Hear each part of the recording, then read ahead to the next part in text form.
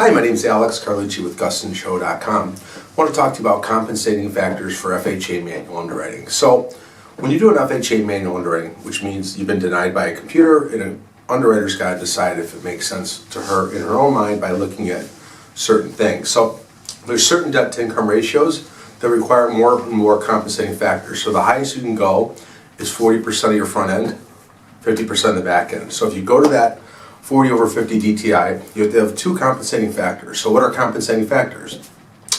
Compensating factors are A, you've got 3 months of mortgage payments in reserves after you close. So you put your down payment down, you paid your closing costs, you bought your appraisal, you paid for your inspector, and you still have 3 months mortgage payments left over. That's a compensating factor to do a manual underwrite.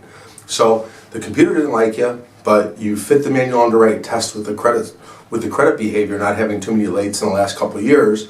So now you want to go 40 over 50 DTI. So you got 3 months mortgage payments to the bank, bam, you got one of the compensating factors. So now you're looking for another compensating factor. The next one on the list is stay within 5% of your current rent. So if you're paying $1,000 in rent and your mortgage payment with taxes, insurance, HOA, everything is $1,050 or less, then that's another compensating factor. You don't even need to look at the other ones. You've got the two that you need. So you pass the two compensating factors test. Now, if you don't have 3 months mortgage payments, you don't stay within 5%, there's a couple more. So one of them is you have like overtime for the last 12 months. Overtime can't be used as income unless you have it for 2 years. But if you had it for the last 12 months, it's a compensating factor. You have additional income to use towards qualifying for your home that they'll use because it's income you got, but it's not something we use to qualify, but it's a bonus that you got. So they'll say you got another compensating factor. If you don't have that one, then they'll go to the one that always saves me in the end is residual.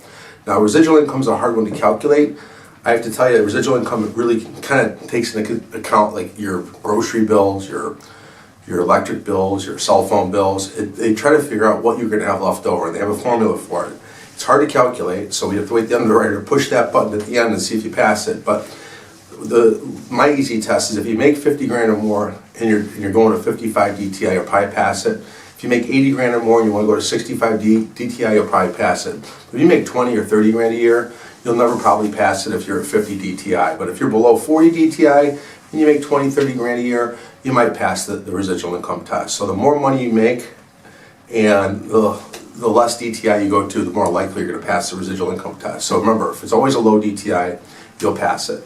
If you make it 200 grand a year and you're going to 65 DTI, you have nothing to worry about. But if you make 20 grand a year, you're going to 65 DTI, you're going to fail it. So that is the fourth residual income test fourth compensating factor test that we do, and it's called residual income. So in the summary, 3 months reserves, stay within 5% of your rent. You have additional income we're not using to qualify, part-time job, overtime for 12 months. You got a bonus last year, but not the year before. And pass the residual income test. Those are the four main popular ones. Underwriters can use other ones. Sometimes they'll pull one out of their hat and say, oh, your wife works, let's see your wife's income. Or sometimes they say, oh, you're living on government funds, you make 10 grand a month for the rest of your life. That's a compensating factor, but it's not on the list, but I've seen underwriters pull it out of their hat if they like the file. So give me a call if you got any questions. I specialize in FHA manual underwriting. My phone number is 630-915-7550. Please subscribe.